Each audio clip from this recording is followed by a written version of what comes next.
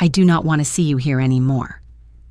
My son Liam screamed those words barely 2 hours after I decided to transfer the family ranch, valued at $800,000, into his name. We were standing in front of the house, that farmhouse made of timber and stone that I had built with my own hands after his father passed away. I had just handed him everything, my legacy, my entire life, converted into 300 acres of fertile land. And he responded with a scream that tore my soul apart. "I do not want to see you here anymore, Mom. Did you hear me? I do not need you anymore. Get out." I looked at him, unable to believe what was happening. My lips trembled, but something inside me remained firm. I took a deep breath. I looked him straight in the eye, and I answered him with a calmness I did not even know I possessed. "As you wish, son." Those 3 words left my mouth like a whisper, but they carried the weight of 65 years of life, of 30 years of work on that ranch, of 15 years raising him alone. Liam did not even look at me when I turned around. I heard him slam the door of his pickup truck and peel out at full speed, kicking up a cloud of dust that covered my shoes. I stood there in the middle of the dirt road watching him drive away. The sun was going down. The cicadas were singing. Everything seemed normal, but nothing was. That morning had dawned differently. I got up early as always, but with a special emotion in my chest. Today was the day. Today I would hand Liam the deed to the ranch. I had made that decision months ago. I thought it was the right thing to do. I thought a son needs to know that his mother trusts him, that a man of his age deserves to have his own assets, that I was getting older, and it was time to let go. I showered with care. I put on my gray dress, the one I kept for church and special occasions. I combed my white hair, gathering it into a low bun. I looked in the mirror and saw a tired woman, yes, but dignified. A woman who had worked every day of her life to give her son a better future. And today I was handing him that future in the form of land, livestock, and everything I had built. Liam arrived in town at 10 in the morning. We had agreed to meet at the office of our attorney, Mr. Arthur Higgins, a 70-year-old man who had known our family forever. I arrived first. I sat in the waiting room with my hands on my lap, trying to calm my nerves. I imagined what the moment would be like. I imagined that Liam would hug me, that he would say, "Thank you," that he would finally recognize everything I did for him. But when Liam entered, he did not even greet me properly, just a nod. He was wearing his black city suit, those expensive shoes that shined, and that expression of hurry he always has. He sat next to me without looking at me. He took out his smartphone and started checking emails. Mr. Higgins called us into his office. We went in. He already had all the papers ready on his dark mahogany desk.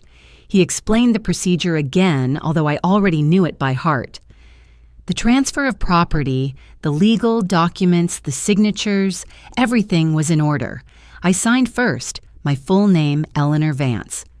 My hand shook a little while I wrote, not from doubt, but from the importance of the moment. I was handing over $800,000 in land. I was handing over my history, my sweat, my tears, everything that was me. Then Liam signed fast, without ceremony, like someone signing a receipt at the grocery store. Mr. Higgins looked at us both with a smile. "Congratulations, Liam. You are now the owner of one of the finest ranches in the county." Liam just nodded. He put his copy of the papers in his leather briefcase and stood up. "Are we done?" Mr. Higgins seemed surprised by the coldness, but he nodded. "Yes, Liam. All that is left is the official recording at the county clerk's office, but we handle that. In 3 days, everything will be completely legal. 3 days." Those words remained floating in the air. But at that moment, I did not pay attention to them. I just wanted to leave there with my son, talk to him, hear his plans, feel that I had done the right thing. We left the office together. We walked down Main Street. I tried to break the silence. Liam's son. I thought we could grab lunch together. There is a diner nearby that serves. I do not have time, Mom. I have to get back to the city. I bit my lip. I insisted. But we just did something very important. I wanted us to talk about. Talk about what it is done. I have the papers. What else do you want? His tone was sharp cold, as if I were taking up valuable time. We kept walking to where his truck was parked. He opened the door. I stood to one side, waiting for something. Anything. Then Liam looked at me, and in his eyes I saw something I had never seen before. Contempt. Mom, I need to tell you something. My heart skipped a beat. For a second, I thought the gratitude was finally coming, but what came out of his mouth was the complete opposite. I do not want you living on the ranch anymore. What you heard me. I am going to sell the property. I already have an interested buyer. He is offering me $900,000. It is a good business deal. In 2 months, I close the sale. Liam, that is my home. It is where I have lived for 30 years. It is. It was your house, Mom. Now it is mine, and I decide what to do with it. I felt the ground move beneath my feet. I could not be hearing this right. Are you telling me you want to kick me out of my own house? It is not your house. Not anymore. Read the papers you just signed. But Liam, I gave you that ranch so you could work it, so you would have a legacy, not so you could sell it and leave me on the street. He let out a dry laugh. Bitter work at me. Mom, please. I am not a farmer. I went to college. I have a life in the city. What am I going to do with cows and crops? I need the capital, not the dirt. I could not breathe. Liam's words kept echoing in my ears like church bells announcing a funeral. I need the capital, not the dirt. That was the only thing that mattered to him, not the history of that ranch, not the memories, not me, just the money. I tried to maintain my composure. I tried to search his face for some trace of the boy I raised, of the son who hugged my legs, when he was afraid during thunderstorms, of the young man who cried in my lap when his father died. But that son was no longer there. In front of me was just a man who looked at me as if I were an inconvenience. Liam, please think it through. That ranch is your heritage. It is what your father and I built for you. He shook his head, impatient. My heritage was getting an education, and I already did that. Now I need capital to invest in my business downtown. I'm going to open another branch of my company. This is an opportunity. And what about me? Where am I going to live, Liam? Shrugged his shoulders. That simple gesture hurt me more than any word. I do not know. Mom, can you rent something in town? Something small. With your savings, you can live well. You are already old. You do not need so much space. I do not need so much space. As if 30 years of my life could be summarized in that. As if the mornings milking cows, the afternoons repairing fences, the nights reviewing accounts, so he never lacked anything in college, were just wasted space. Son, I gave you that ranch because I thought you would value it, that you would understand what it means. He sighed with annoyance. Mom, do not start with the drama. I am too old for your lectures. I value your effort, but everyone has their own life. You had yours working the land. I have mine in business. They are different worlds. Different worlds. Liam, I sacrificed everything for you. I sold your grandmother's jewelry to pay for your tuition. I worked double shifts when your father died so you would not lack anything. I stayed alone on that ranch while you were in the city because I wanted you to have opportunities. I know, Mom. I know. You have repeated it to me 1,000 times.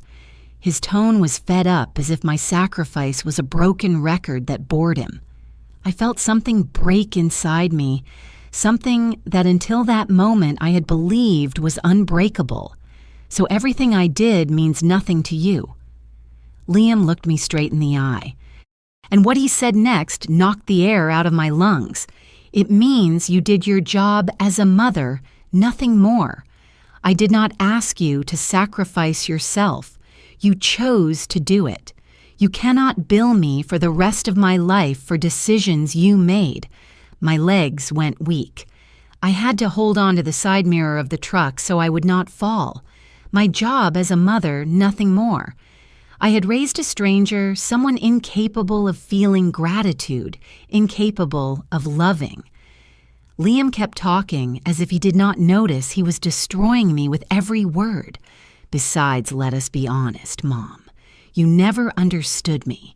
You always wanted me to stay here in this forgotten town working the dirt like a peasant. But I wanted more. I deserved more. You deserve more. I gave you an education that cost thousands of dollars. I gave you assets worth $800,000. What more did you want? I wanted you to let me be free. To not make me feel guilty every time I chose my life instead of yours. Always with your hints.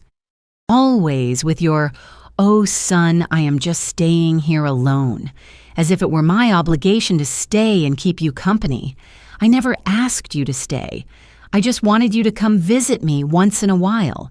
Visit you to hear the same thing, that the cow is sick, that the fence needs fixing, that the tractor broke down. Mom, that world is not mine. It never was. Then why did you accept the ranch? Because it is money. Because I can turn it into something useful for me. That is called being smart with resources. I remained silent. I had no more words. Liam got into his truck and started the engine. He rolled down the window just a few inches. "Find a place to live, Mom. I am giving you 2 months to get your stuff out. After that, the new owner is coming. 2 months, Liam, please. It is more than enough. Oh, and another thing. What I do not want you coming to the city to look for me.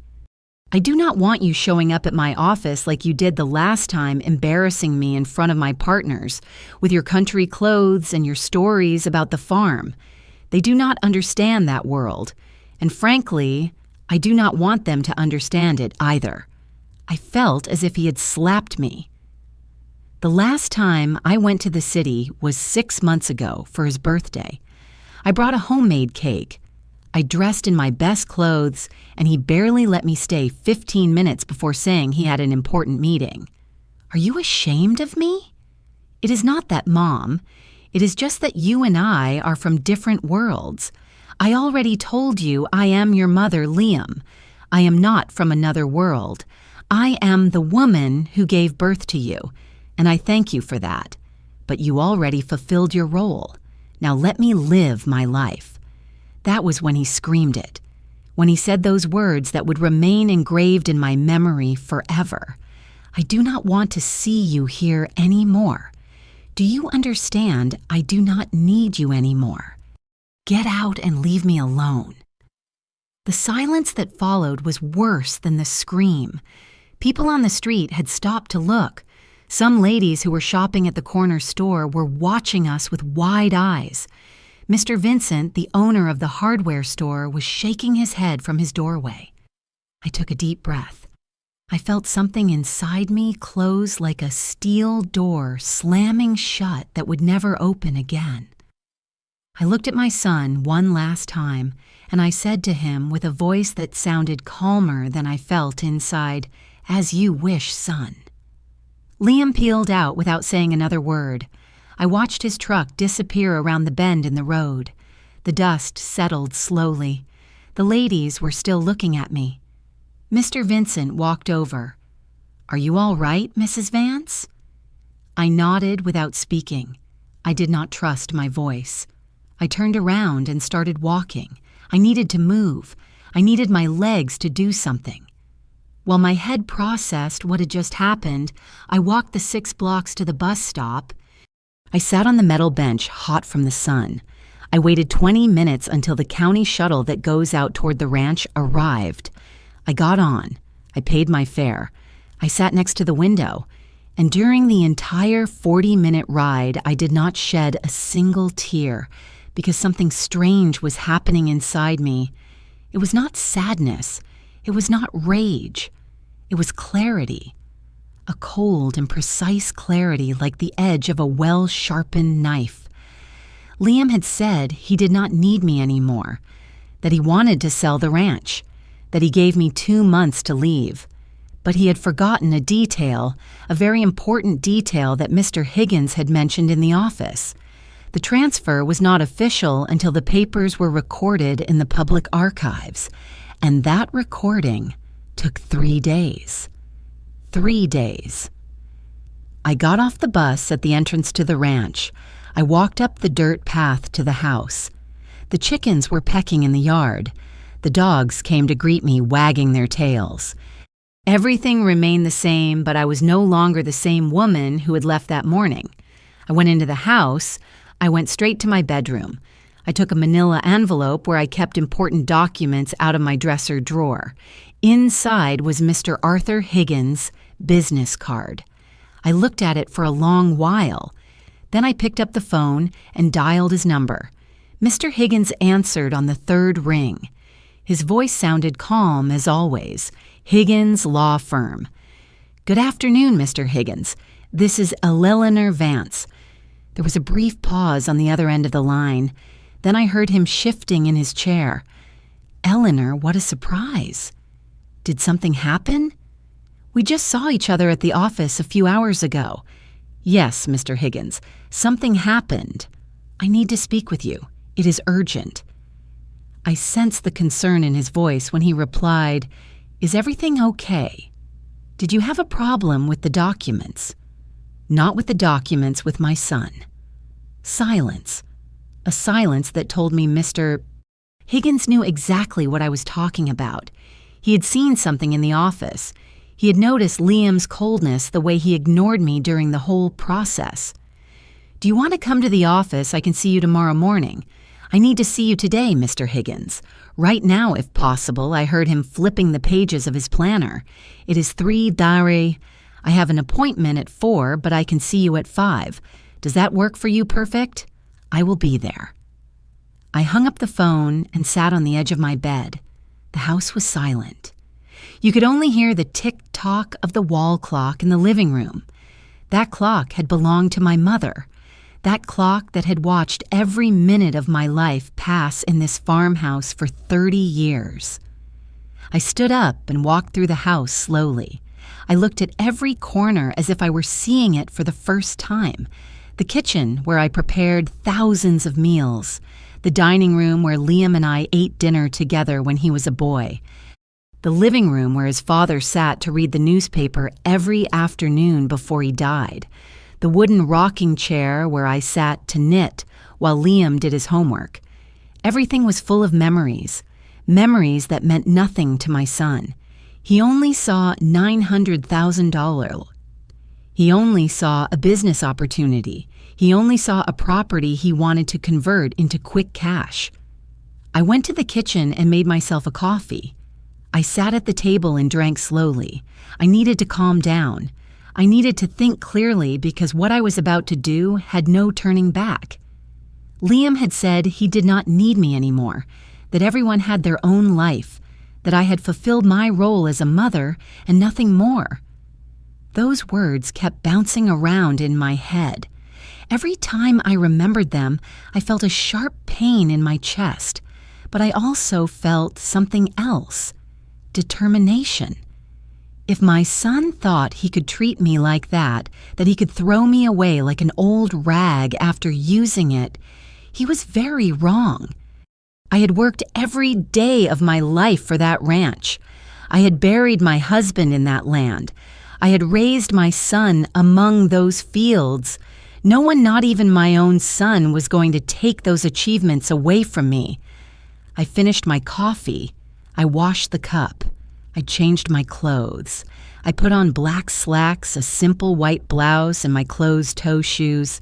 I pulled my hair back into a tight bun. I looked at myself in the bathroom mirror. The woman staring back at me was no longer the hopeful mother who had left that morning heading for the notary. She was someone different, someone who had understood a painful truth. Love is not begged for, and respect is not pleaded for. It is demanded. I left the house at 4:30. I took the shuttle back to town. During the ride, I mentally rehearsed everything I was going to say to Mr. Higgins. I needed to be clear. I needed to be firm. I needed him to understand that I was not acting out of spite, but out of justice. I arrived at his office 5 minutes before 5. The secretary, a young woman named Sarah, received me with a smile. "Mrs. Vance, Mr. Higgins is waiting for you. Go on in, please." I entered the office. Mr. Higgins stood up from his chair and offered me a seat. He looked worried. He looked like someone who knew something bad had happened. "Eleanor, sit down. Please tell me what happened." I sat in front of him. I crossed my hands over my lap, and then I told him everything, every word Liam had screamed at me, every slight, every humiliation. Mr. Higgins listened in silence without interrupting, shaking his head occasionally with an increasingly serious expression. When I finished, he sighed deeply. He took off his glasses and rubbed his eyes. Then he looked at me with a mixture of sadness and understanding. "Eleanor, I am so sorry you had to go through this. I had no idea that your son. Well, that things were like that between you two.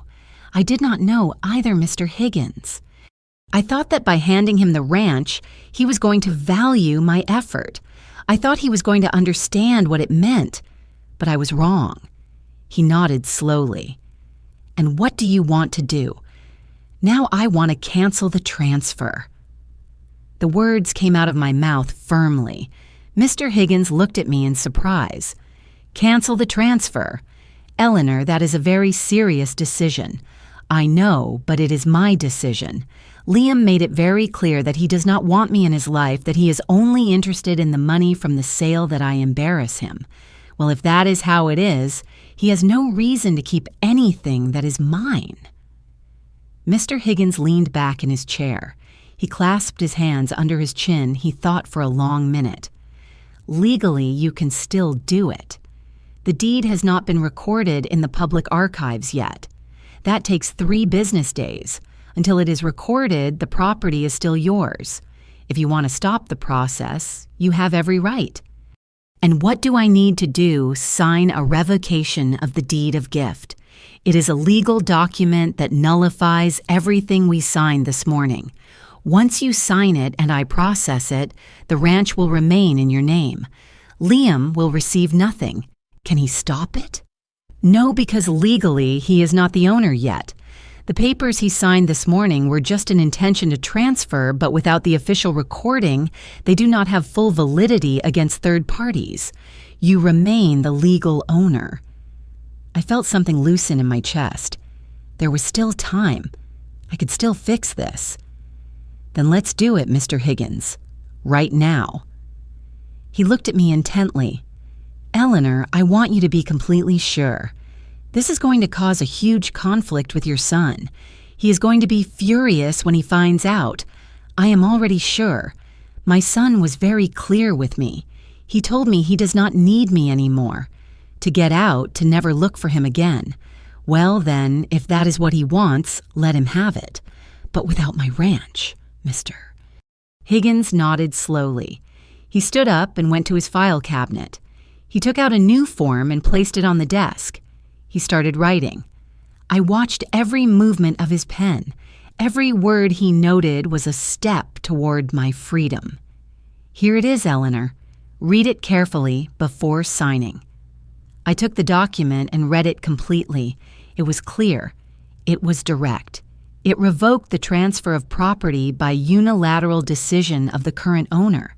It annulled all effects of the document signed that morning. It returned the ranch completely to my name. I signed without shaking. This time my hand was steady. This time I knew exactly what I was doing. Mr. Higgins notarized the document. He put it in a folder. Done. Eleanor. First thing tomorrow morning, I will file this notice with the county clerk. The transfer will be officially canceled. The ranch will remain yours. Is Liam going to receive a notification? Not automatically, but eventually he is going to find out. When he tries to register his copy of the deed or sell the land, he will be informed that the transfer was revoked. How much time can pass before he knows? It depends. If he tries to do something with the property in the next few days, he will know soon. If not, weeks could pass, even months. Perfect. Mr. Higgins looked at me with concern. Eleanor, are you prepared for what is coming? Your son is not going to take this well. I am prepared, Mr. Higgins. My son made his decision. I made mine. I left the office when the sun was starting to set.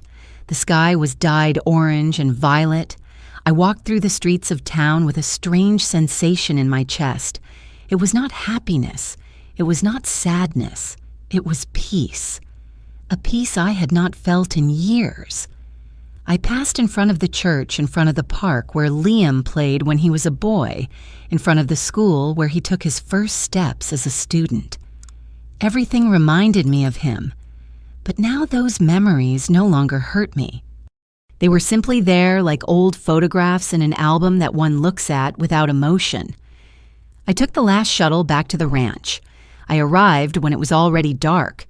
The dogs welcomed me with their friendly barking. The lights in the house were off. I turned them on one by one. I made myself dinner. A simple plate of rice with vegetables. I ate in silence seated at the dining room table. Afterward, I washed my plate, turned off the lights, and went to sleep. That night, I slept deeply, without nightmares, without anguish. For the first time in a long time, I slept peacefully. I woke up the next day to the roosters crowing. The light of dawn entered through my bedroom window, illuminating the white walls that I had painted myself years ago. I stayed in bed for a moment, looking at the ceiling, feeling a strange calm. It was not the calm from before when I lived waiting for Liam's phone calls. It was a different calm, the calm of someone who has made a decision and executed it. I got up, showered, and got dressed. I made coffee in the kitchen. The aroma filled the house like every morning. I went out to the porch with my steaming mug and sat in the rocking chair. From there, I could see the field stretching as far as the eye could see. 300 acres of land that had been mine for 30 years and would continue to be mine. I knew that at that very moment in some office downtown, Mr. Higgins was processing the revocation of the transfer. I imagined his figure bent over the document, stamping each page, filing everything with the meticulous care that characterized him. I imagined how the public registry would receive those papers and how with a simple official stamp, the ranch would be back completely in my name. Liam knew nothing yet. He was surely in his office in the city, busy with his important meetings, planning how to spend the $900,000 he thought he was going to receive from the sale of my land. Maybe he had already spoken with the supposed buyer. Maybe he had already calculated how much he was going to invest in his new branch. I drank my coffee slowly. I felt no guilt. I felt no remorse. I only felt that I was doing the right thing. I spent the day working on the ranch. I fed the chickens. I checked the fences of the corral. I spoke with Jack, the man who helped me with the cattle 3 times a week. He noticed something different about me. Mrs. Vance, you look different today. Different how, Jack, I do not know. Calmer, like relieved. I smiled. Maybe it is because I made an important decision. He did not ask more. Jack was a discreet man. He'd been working with me for over 10 years. He had known Liam since he was a teenager. He knew how my son had changed over the years. He knew how he had stopped coming to the ranch. He knew how he had left me alone. In the afternoon, while I was watering the garden plants, I heard a car stopping in front of the house. I looked up. It was my neighbor, Betty Miller's truck. She got out with a basket covered with a white cloth. Eleanor, I brought you some fresh baked bread. Betty was my friend for 20 years. She lived on the next farm over about 2 miles away. She was a widow like me. She was 62 years old and had energy that I envied. "Come in, Betty. I will make coffee." We sat in the kitchen. Betty unwrapped the bread. The sweet smell filled the space. While the coffee brewed, she watched me attentively. "You look different, Eleanor." "That is exactly what Jack said this morning." Did something happen? I sat across from her. Betty was one of the few people in the world I trusted fully. I told her everything. From the transfer of the ranch to Liam screaming from my visit to Mr. Higgins to the cancellation of everything. She listened in silence, drinking her coffee, nodding occasionally. When I finished, she put her cup on the table and took my hand. "You did good, Eleanor. Real good." "You think so, I know. So that boy has no right to treat you like that. It does not matter that he is your son. Respect is not optional. And if he cannot give you the minimum you deserve, then he does not deserve what you were going to give him. But he is my son, Betty. He is the only thing I have. Know, my friend, you have yourself, and that is more than what many have." Her words hit deep. Betty was right. For years I had put Liam at the center of my life. Everything I did was thinking of him, of his future, of his well-being, of his happiness. But when had I thought of mine? Betty stayed a while longer. She helped me prepare dinner. We ate bread and cheese together and talked about other things, about her chickens, about the harvest, about the weather. Simple things that made me feel normal for the first time in days. When she left, it was already dark. I remained alone in the house again. I washed the dishes, I tidied the kitchen, and then the phone rang. My heart jumped. I looked at the device hanging on the wall. It rang consistently. I walked toward it slowly. I picked up the receiver. "Hello, Mom. It is me." It was Liam. His voice sounded normal, calm, as if nothing had happened between us. "Hello, son." There was a pause. "How are you?" "Fine. And you fine too. Hey, I am calling because I need you to send me some documents for the ranch." "What documents?" "The original property deeds. The buyer wants to review them before closing the deal. Do you have them handy?" I felt my heart beating faster. Liam still did not know anything. He still believed the ranch was his. "Liam, I need to talk to you about that. About what? Just send me the papers by courier. It is urgent. I cannot do that." "Why not?" "Because the ranch is no longer yours." Silence.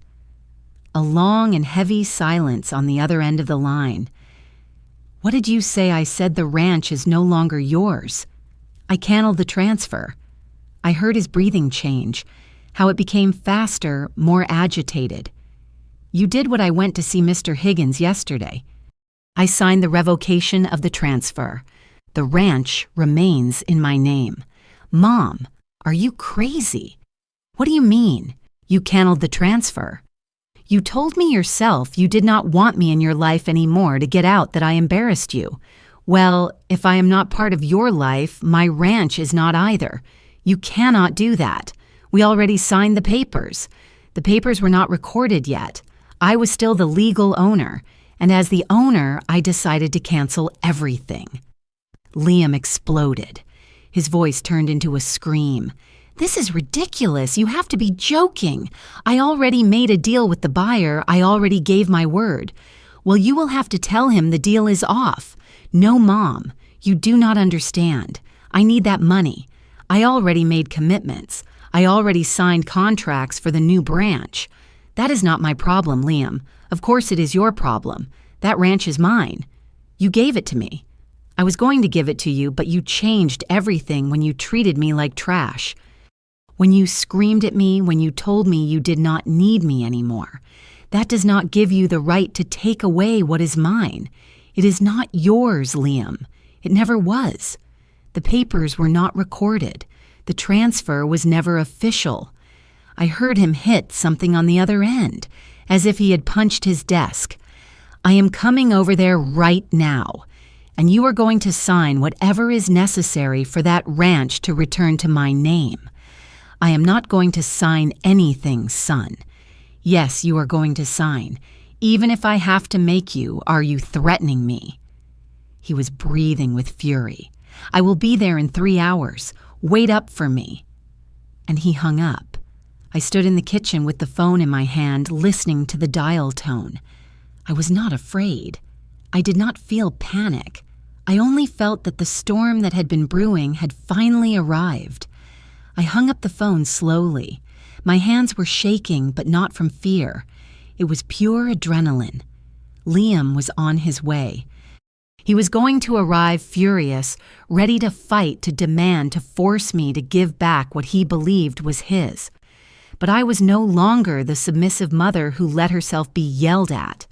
I was no longer the woman who begged for crumbs of affection. I looked at the wall clock. It was 8:00 at night. If Liam left the city now, he would arrive around 11. 3 hours. I had 3 hours to prepare. I went to my room and took a metal lockbox I kept up high in the closet. Inside were all my important documents, the original property deeds to the ranch, my husband's death certificates, the old titles, the receipts for taxes paid over 30 years. Everything was there, organized, protected. I checked every document. I wanted to make sure everything was in order. I wanted to be ready for anything Liam tried to do. Then I put the box back and hid it in a place where he could not find it easily. Then I called Betty. She answered on the second ring. "Eleanor, are you okay?"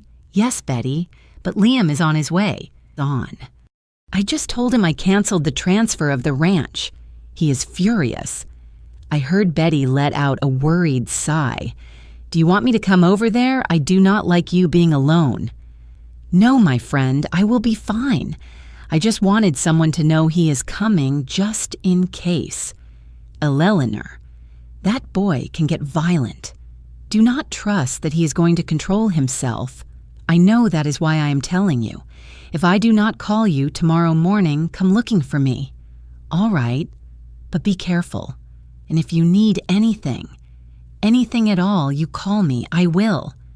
"Thank you, Betty." I hung up and made myself some chamomile tea. I needed to calm my nerves. I sat in the living room with the lights on, waiting. Outside, the night was dark and silent. You could only hear the crickets and the wind moving the tree leaves. I thought about all the years I had spent in that house, of all the times I had sat on that same sofa waiting for Liam to come visit, of all the nights I fell asleep with the phone next to me waiting for his call, of all the times I made his favorite meal thinking he would come and he never arrived. How much time lost, how much energy wasted on someone who never knew how to value any of it. At 11:15, I saw headlights of a truck approaching up the dirt road. It was Liam. I recognized the sound of the engine. He stopped in front of the house with a sudden brake. I heard him slam the door. His footsteps pounded up the porch stairs. He knocked on the door with force. 3 dry blows that made the wood vibrate. I got up. I took a deep breath. I opened the door. Liam was standing there, his face red with fury. He was still wearing his work suit, but the tie was loose and the shirt wrinkled. He looked unhinged. He looked like someone who had spent the last 3 hours seething with rage. "Can I know what is wrong with you, Mom?" "Good evening, Liam. Come in." "I am not coming in." "You are going to explain to me right now why you canceled the transfer. I already explained it to you on the phone. I am not going to repeat it. This is insane. You cannot do this. I already gave my word to the buyer. Your word is not my problem, son. Of course it is your problem. You offered me the ranch. We signed papers. That is a contract that was never completed. The transfer was not recorded. I remain the owner. And as the owner, I decided to cancel it." Liam took a step toward me. His eyes shone with rage. "Do you know how much money I am going to lose because of you? Do you have any idea what this means for me? And do you have any idea what it meant to me that you screamed that you did not want to see me anymore, that you told me I embarrassed you, that you kicked me out of my own house. That was different. I was upset. Upset about what Liam, about receiving $800,000 for free. That was the reason for your anger. You do not understand anything. You never understood anything. I understand perfectly. I understand that you only look for me when you need something. I understand that nothing I did for you ever mattered to you. I understand that for you, I am only useful when I can give you money or property. Stop the drama, Mom. Always with the same thing, always playing the victim. I am not the victim, Liam. I am the woman who finally opened her eyes.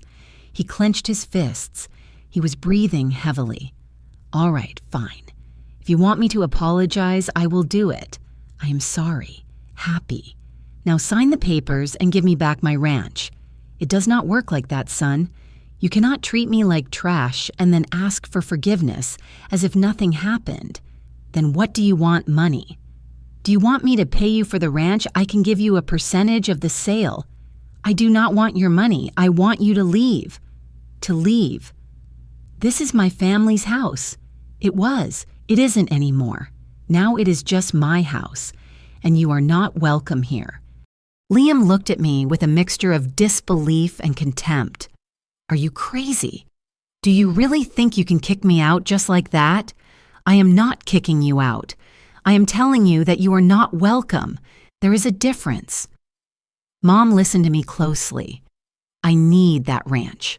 I need that money. I already signed contracts. I already made commitments. If I do not deliver, I am going to lose a lot more than $900,000. I am going to lose credibility. I am going to lose partners. I am going to lose my business. You should have thought about that before treating me the way you did. Damn it, Mom. Stop being so proud. It is not pride, Liam. It is dignity. Something you do not understand. He ran his hands through his hair, desperate. Okay, tell me what you want. Do you want me to come over more often to call you every week? Is that what you want? I want you to leave now. I am not leaving without resolving this. There is nothing to resolve. The ranch is mine. It is going to stay mine, and you are not going to receive anything. Liam took a step toward me. His face was inches from mine. I am going to fight this legally. I am going to sue you. I am going to prove that you manipulated me, that you abused your position, that you made me sign those papers and then canceled them on a whim. Do it. Talk to whatever lawyers you want. Review the documents. Everything is in order. Everything is legal. I had every right to cancel that transfer. But you did not have the moral right. Moral right. You are talking to me about morals. You, the son who screamed at his mother that he does not want to see her anymore. Liam stepped back. His expression changed. The rage mixed with something else, with desperation. Mom, please do not do this. Think about it. I can give you whatever you want. We can fix this, but give me the ranch. No. That simple word left my mouth with a firmness that surprised even me. Liam looked at me as if he did not recognize me. No, just that. No, just that. He shook his head slowly. I do not know you. I do not know who you are. But you are not my mother. You are right. I am no longer the mother you knew. That woman died yesterday when you screamed at me. The woman standing in front of you now is someone different, someone who no longer begs for love. Liam looked at me with pure hate, a hate I never thought I would see in my son's eyes. You are going to regret this. Maybe, but at least I will regret it with dignity. He turned around and went down the stairs. He got into his truck. He took off with such force that the tires kicked up dust and gravel. I watched him drive away down the dark road until the red tail lights disappeared. I closed the door. I leaned against it. And only then, only when I was completely alone, did I let the tears fall. The tears did not last long. I wiped my face with the back of my hand and walked to the kitchen. I made myself another tea. My hands were shaking slightly while I heated the water. It was not regret I was feeling, it was the weight of having crossed a line that I knew had no return. Liam had left full of rage. He had threatened to sue me to destroy me legally, but I knew there was no case. Mr. Higgins had explained everything clearly. The law was on my side, the transfer was never completed. The ranch was still mine, and no one, not even my own son, could take that away from me. I sat at the kitchen table with my steaming mug between my hands. The house was silent, a different silence than other nights. It was not loneliness, it was peace, a strange peace. Yes, but peace nonetheless. I slept little that night, not from fear or anguish, but because my mind kept going over every detail of what had happened, every word Liam had said to me, every expression on his face, every second of that confrontation. When dawn broke, I got up early as always. I fed the chickens. I checked the cattle. I spoke with Jack about the repairs the barn needed. Everything continued its normal course. Life on the ranch went on with Liam or without him. Mid-am morning, while I was sweeping the porch, I saw a car approaching that I did not recognize. It was a silver sedan. It stopped in front of the house, and a young man got out, about 30 years old, dressed in a dress shirt and slacks. He was carrying a briefcase. Mrs. Eleanor Vance. Yes, that is me. How can I help you? My name is Daniel Gordon. I am an attorney. I am here on behalf of Liam Vance. My heart skipped a beat. Liam had carried out his threat. Less than 12 hours after our fight, he had already gotten a lawyer. Come in, Mr. Gordon. Thank you. I showed him to the living room. We sat down. He opened his briefcase and took out some documents. Mrs. Vance, my client, informed me that you unilaterally canceled a property transfer that you had agreed upon. I am here to notify you that you are in breach of a verbal contract and that my client is prepared to proceed legally if you do not rectify the situation. I looked at him steadily. He was young, probably fresh out of law school. He spoke with that rehearsed confidence that rookie lawyers have. Mr. Gordon, did you review the documents before coming here? I reviewed the information my client provided me. And did Mr. Arthur Higgins, the attorney who handled the case, explain the legal situation to you? I have not spoken with him yet. First, I wanted to hear your version. Then allow me to clarify something for you. There was no breach of contract because there was never a valid contract. The transfer of property was never recorded at the county clerk's office. As long as it is not recorded, the property is still mine. And as the legal owner, I have every right to cancel a process that has not yet been completed. The lawyer furrowed his brow. He reviewed his papers again, but there was a signature. There was an agreement.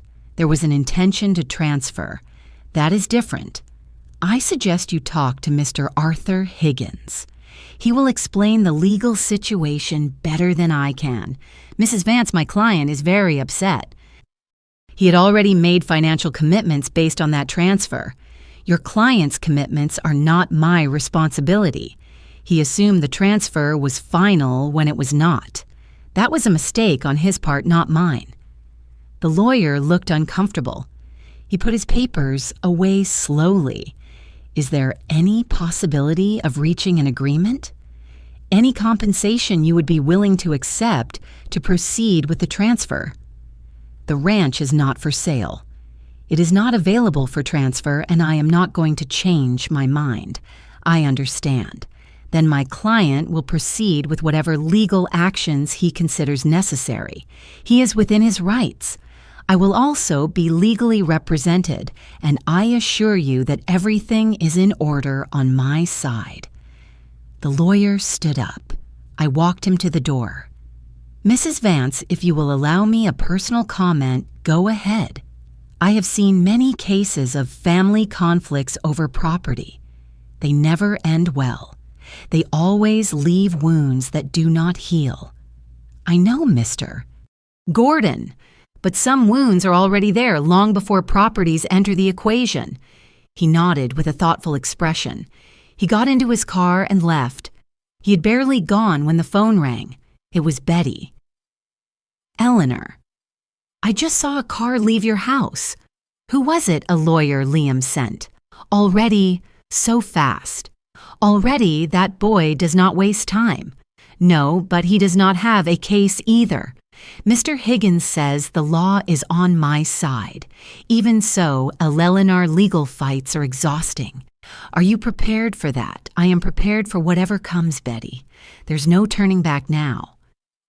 That afternoon, I called Mr. Higgins to inform him about the lawyer's visit. He listened attentively. "Do not worry, Eleanor. Let me talk to that young man. I will explain the situation. And if Liam insists on suing, the only thing he is going to achieve is spending money on lawyers for a case that has no foundation. Do you think he will do it anyway?" Probably.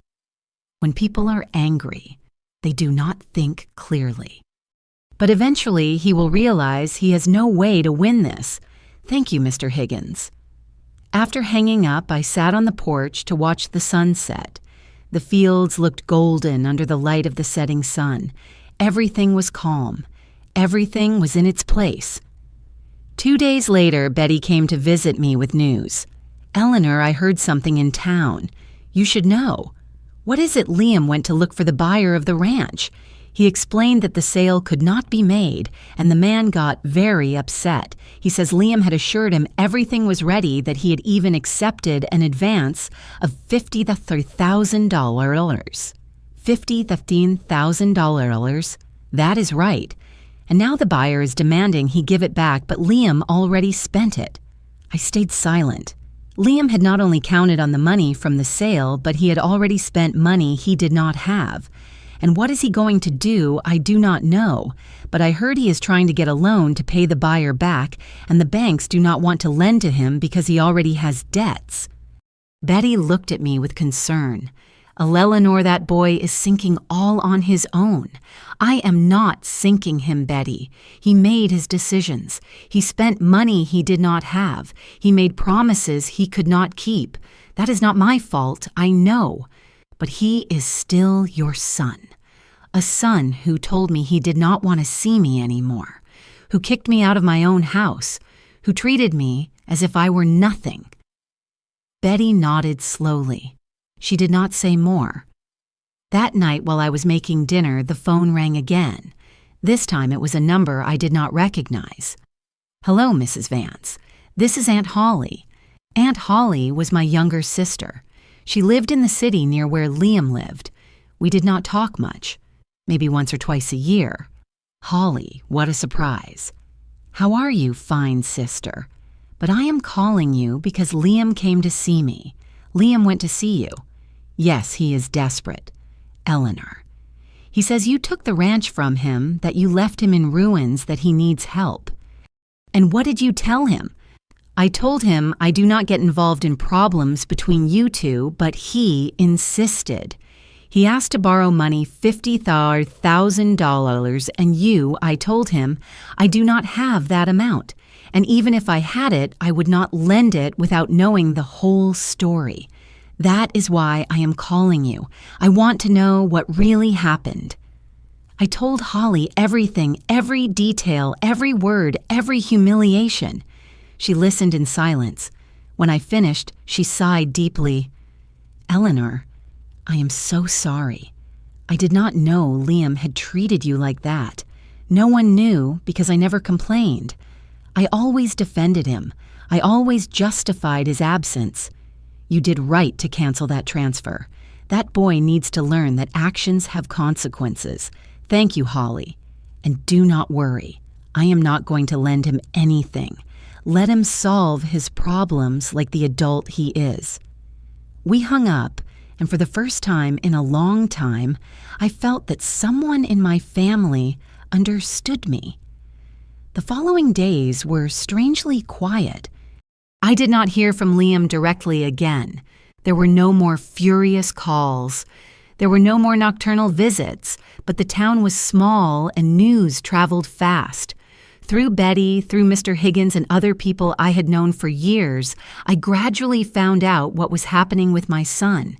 Liam was desperate.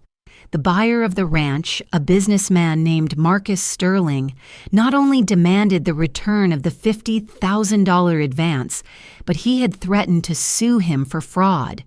Liam had signed a pre-sale contract assuring he was the legitimate owner of the property.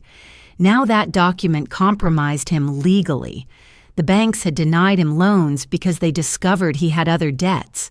Apparently, the new branch of his company was not only going to be financed with the money from the sale of my ranch, but Liam had already borrowed money counting on that future income.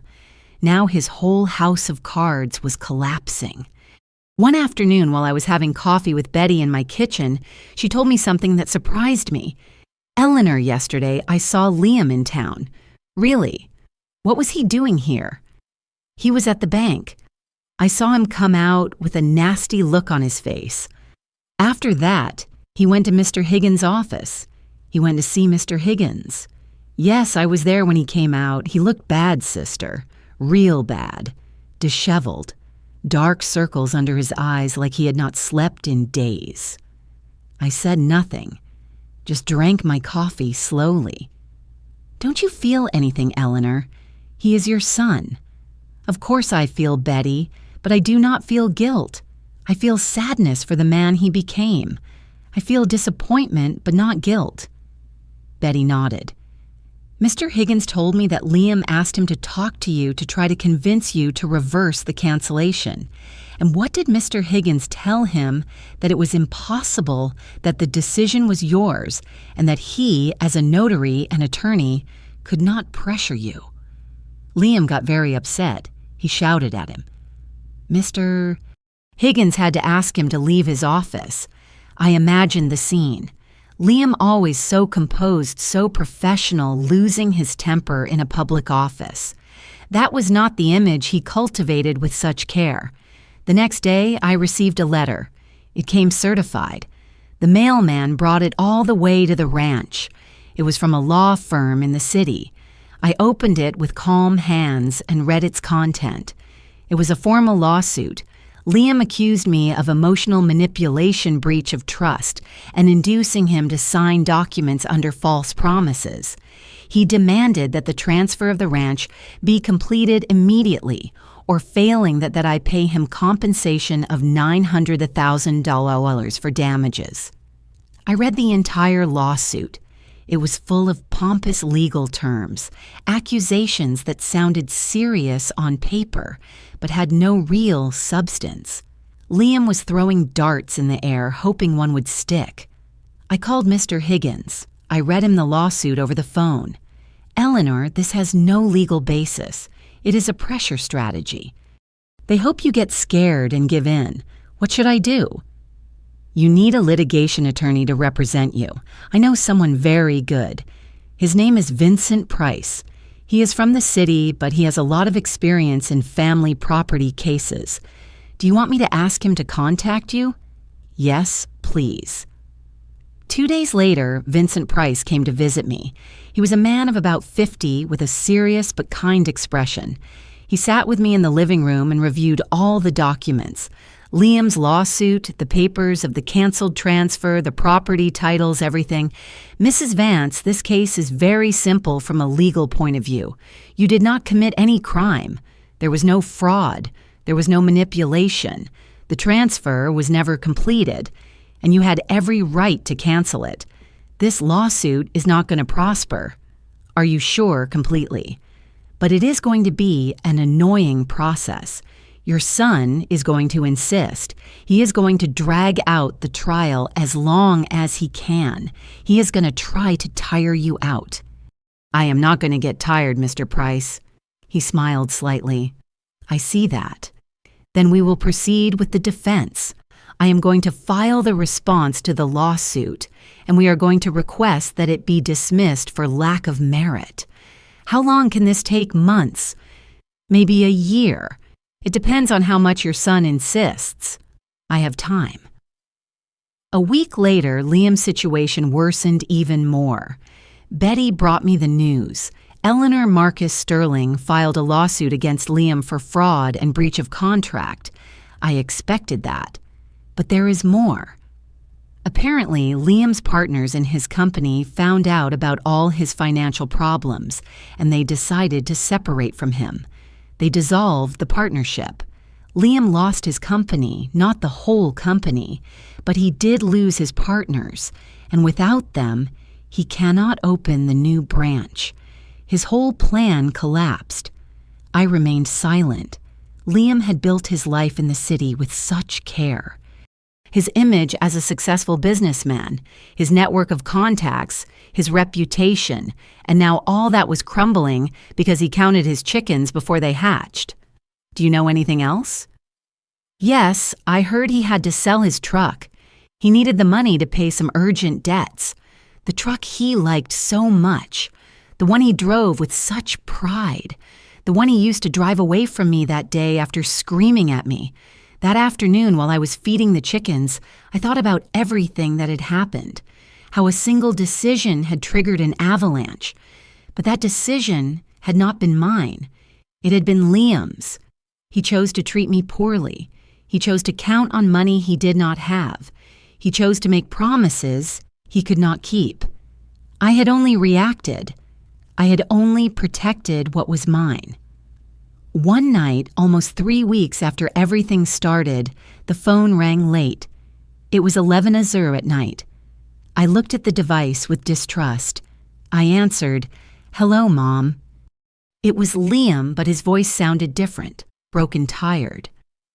"Liam, Mom, I need to talk to you. We are talking." There was a long silence. I need you to listen to me. Please, I am listening." I heard him breathing on the other end as if he were gathering the courage to speak. "I am in trouble, Mom. Serious trouble. I know. I lost my partners. I lost important contracts. I have debts I cannot pay, and Mr. Sterling is suing me. If I lose that judgment, I am going to be in total ruin." I said nothing. I just waited. "I need you to help me. I need you to give me back the ranch, or at least lend me money to get out of this. Liam, you told me you did not need me anymore to get out of your life. I know, and I regret it. I was angry. I said things I should not have said. And now that you are in trouble, now you need me. Mom, please. How many times did I come to visit you in the city and you barely let me into your office? How many times did I call you and you did not answer? How many Christmases did I spend alone waiting for you to come? Mom, I know I was a bad son. I know I failed you, but I cannot lose everything because of this. You are not losing everything because of this. You are losing everything because of your own decisions, for spending money you did not have, for doing irresponsible business deals, for counting on something that was never yours. The ranch was mine. You gave it to me. I was going to give it to you until you treated me as if I were worth nothing." Liam broke down. I heard his voice choke up. "Please, Mom, I beg you, help me." For the first time in this whole situation, I felt something resembling compassion. But it was not enough to change my decision. "Liam, I helped you your whole life. I gave you an education. I gave you opportunities. I was going to give you my legacy. And you despised it all. Now you have to solve your problems like the adult you are. Mom, good night, Liam." And I hung up. After hanging up the phone, I sat in the darkness of the living room for a long while. Hearing Liam beg had been difficult, not because I felt pity, but because it confirmed something I already knew. My son only looked for me when he needed something. Never for love, never for affection, only for need. The following days witnessed Liam's final fall. The news arrived in drips, but each one confirmed that his life was falling apart completely. Betty came one morning with fresh information from town. Eleanor Mr. Marcus Sterling won a court order against Liam. They froze his bank accounts until he returns the $50,000. They froze his accounts. That is right. He cannot withdraw money. He cannot make transactions. He is completely blocked. I also found out from Mr. Higgins that the lawsuit Liam had filed against me was dismissed by the judge. Attorney Vincent Price had done an impeccable job demonstrating that there was no legal basis. The judge ruled that the transfer was never completed and that I, as the legal owner, had every right to cancel it. Liam appealed the decision, but Vincent explained to me that would only prolong the inevitable. The appeal would be rejected too. Mrs. Vance, your son, is spending money he does not have on lawyers who cannot win a lost cause. He is sinking further. It is not my responsibility to save him, Mr. Price. I know. I just wanted you to be aware. One afternoon, while I was harvesting vegetables from my garden, I saw an old beat-up car approaching. It was not Liam's truck. It was a rental car, small and cheap. My son got out. I almost did not recognize him. He had lost weight. He had deep circles under his eyes, unshaven beard, wrinkled clothes. He looked like someone who had hit rock bottom. He walked toward me slowly, as if every step took effort. I kept pulling tomatoes from the vines without looking directly at him. "Mom, Liam, can I talk to you? You are talking." He stood there, hands in his pockets, looking at the ground. I lost everything. The company, the partners, the apartment. I had to move into a rented room. I do not have money to even eat. Well, I looked up and looked at him. I expected to feel something, compassion, sadness. But I only felt empty. And you came to tell me that for what reason? So you can see what you caused, what I caused. Liam, I did not cause anything. You got into debt. You spent money you did not have. You made promises you could not keep. I just protected what was mine. If you had given me the ranch like you promised, none of this would have happened. If you had treated me with a minimum of respect, the ranch would have been yours. But you chose to scream at me. You chose to kick me out. You chose to tell me you did not need me anymore. Liam clenched his jaw. Is this revenge to you? Do you feel better seeing me like this? This is not revenge. It is consequence. Learn the difference. I am your son, your only son, and I was your mother, your only mother. But that did not matter to you when you treated me like trash. He took a step toward me. There was desperation in his eyes. Give me a chance. Let me live here on the ranch. I can work the land. I can help you. I just need a place to be while I sort out my problems. Work the land. You, the man who said he was not a peasant, that he had a degree, that this world was not for him.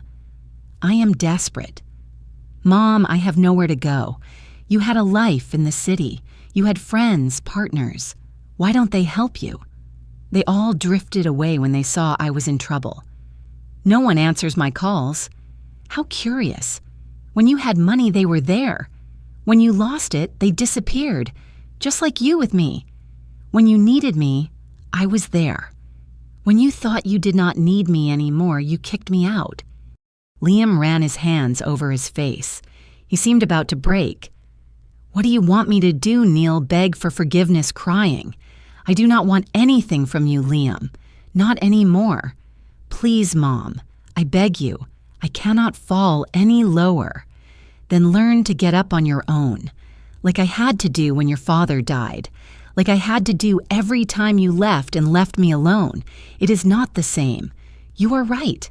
It is not the same because I never had anyone to help me, and you had a mother who gave you everything, but you despised her.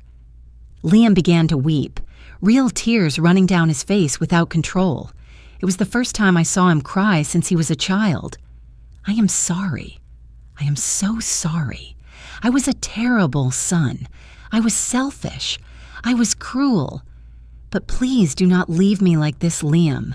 For years I put you first. I sacrificed my life for yours. I worked until I broke so you would have opportunities. And when I finally needed a little respect, you denied it to me. Now you come because you have no options. Not because you love me, not because you realized you treated me poorly. You come because you need something. I swear I changed. I swear I understood. When did you understand, Liam? When you lost the money, when your partners left, when you were left alone. That is not understanding. That is desperation. He fell to his knees on the garden dirt, hands clasped together, begging, "Mom, for what you love most, help me, I have no one else." Looking at him like that hurt me. I'm not going to lie. Seeing my son on his knees, destroyed, broken, was an image I never thought I would witness, but something inside me held firm. Something that knew if I gave in now, everything would go back to how it was before. He would take what he needed and leave again. "Get up, Liam. Mom, get up." He stood up slowly. He had dirt on his knees, tears on his face. "Get out of here. Leave and do not come back. Are you kicking me out? I am letting you go, just like you let me go. I do not have money for gas to get back. I went into the house. I took $200 out of my purse. I went back and gave it to him. This is the last thing you are going to receive from me. Use it to get back to the city. Use it to start from zero, but do not come looking for me again." Liam took the money with shaking hands. "Do you really hate me that much? I do not hate you, Liam. I simply do not need you in my life anymore, just like you did not need me in yours." He stood there a few more seconds as if waiting for me to change my mind, but I did not. Finally, he turned around and walked toward his rental car. He got in, started it, and left. I watched him drive away down the dirt road until he disappeared. And this time, I felt nothing. Not sadness, not relief, only the certainty that I had closed a door that should have been closed a long time ago. I went back to my garden. I kept harvesting tomatoes. The plants were full. It was going to be a good season. That night, Betty came to visit me. I told her what had happened. She listened to me in silence, holding my hand. "How do you feel, Free?" That was the truth. For the first time in years, I felt free. Free from the guilt, free from the obligation, free from expecting something from someone who was never going to give it. "Eleanor, you were very brave." I was not brave, Betty. I just did what I should have done a long time ago. We sat on the porch until late, watching the stars, drinking coffee, talking about simple things about the harvest, about the weather, about plans for next year. Liam had left my life the same way he entered it, crying. But this time, I was not going to run to console him. 6 months passed since the last time I saw Liam. 6 months of absolute silence. There were no calls. There were no letters. There were no visits. It was as if my son had disappeared from the face of the earth, and I, against all odds, was okay with that. The ranch flourished. The harvest that year was abundant. I sold vegetables and fruits at the farmer's market in town. The cattle were healthy. Jack worked with me more and more often, and his presence made the days less lonely. Not in the way I expected to fill the void of a son, but in a simpler, more honest way. The company of someone who valued my work and my effort. Betty remained my confidant and my friend. We spent afternoons together sharing coffee and conversation. She kept me up to date on what was happening in town. Although hardly anyone mentioned Liam anymore, the scandal had cooled down. People had found other topics of conversation. One spring morning, while I was watering the garden plants, I saw a car approaching up the road.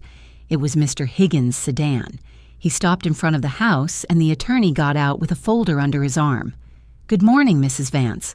"Good morning, Mr. Higgins. What brings you out here? I need you to sign some documents. It is just a formality, but important." We went into the house.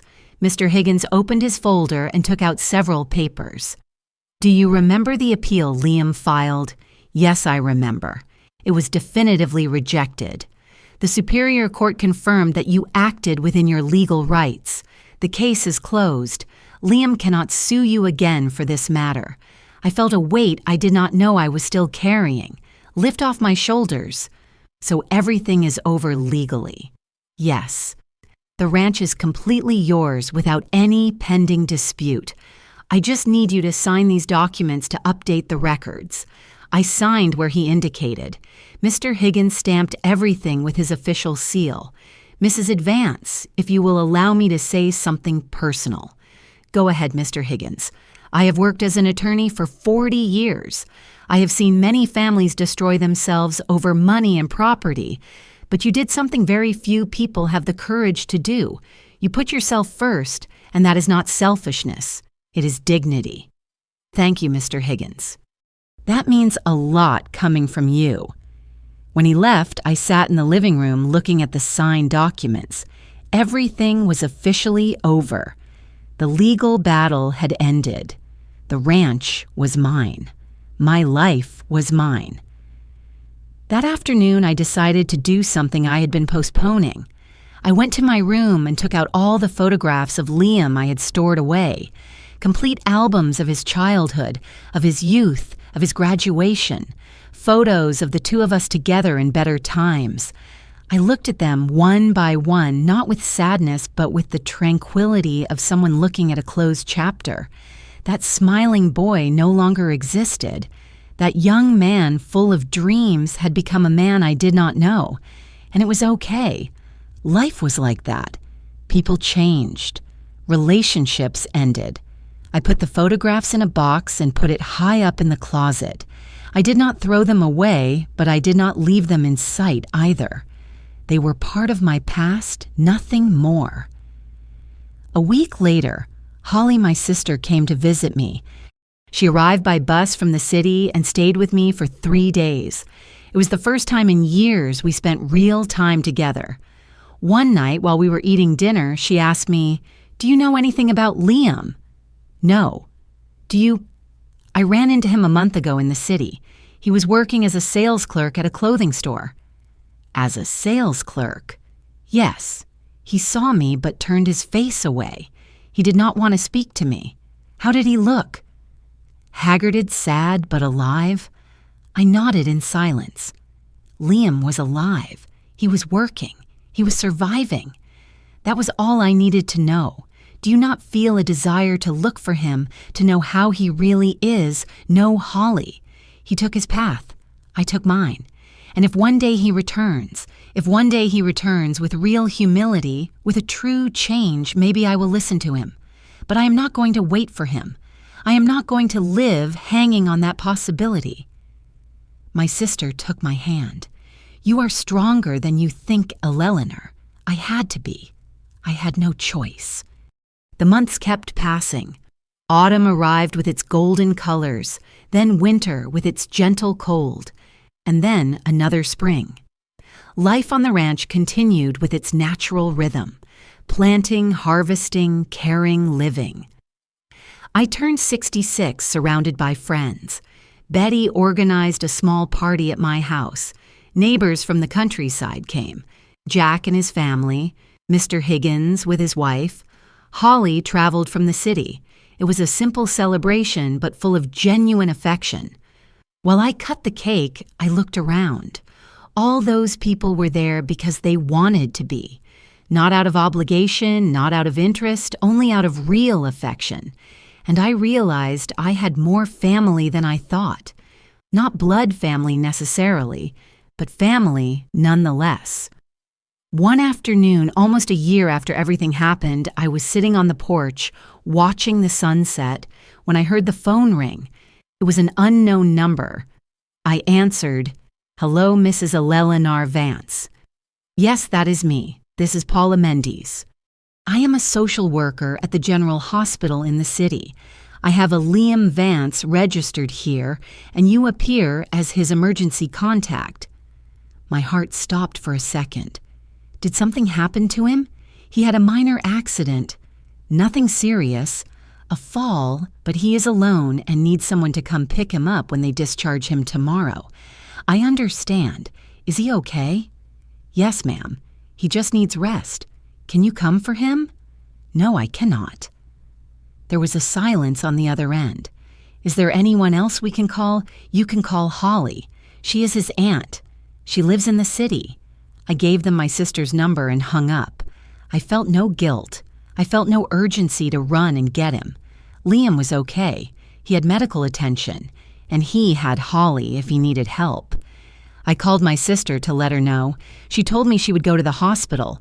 "Don't you want to know how he really is, Holly? If Liam wants to speak with me, he knows where to find me. But I'm not going to chase him. I am not going to beg for his attention. I already did that for enough years. I understand you, sister." That night, I slept peacefully, without nightmares, without anguish. The next day, Holly called me again. I went for Liam. He is okay. It was just a bruise. But Eleanor, he looks very bad, very lonely, very sad. It is his life. "Holly, he asked me to tell you something. What is it that he is sorry? That he understands why you did what you did, and that he does not expect you to forgive him, but he wanted you to know he regrets it." I said nothing for a long while. Thank him for the message, but tell him that regretting changes nothing. Actions have consequences, and he is living his. I will tell him. We hung up. I went out to the porch. The sun was high, the field stretched green and abundant in front of me, my land, my effort, my life. No one had taken it from me. No one would take it from me. I breathed deep. The air smelled of damp earth and wild flowers. I heard the birds singing. I felt the heat of the sun on my face, and I smiled because I had learned the most important lesson of all. Self-love is not negotiated. Dignity is not begged for. And sometimes letting go of who you love most is the greatest act of self-love you can do. Liam had lost $800,000 in land, but I had gained something priceless: my freedom, my peace, my dignity.